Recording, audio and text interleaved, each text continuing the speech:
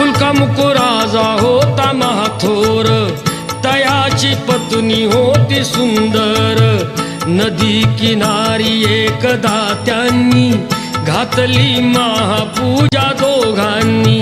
आली एक नौका त्याच मार्गानी, नाव भरलेली पूर्ण द्रव्यानी।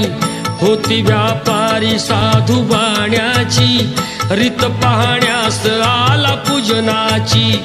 उल्कामुक त्यास बोले ऐकावे, व्रत नारायणाचे आचरावे।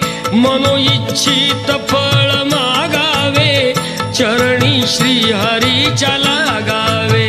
घराशी आला वाणी परतून, तयाची पत्नी होती शीलवान। तयास नव्हते काही संतान, केला न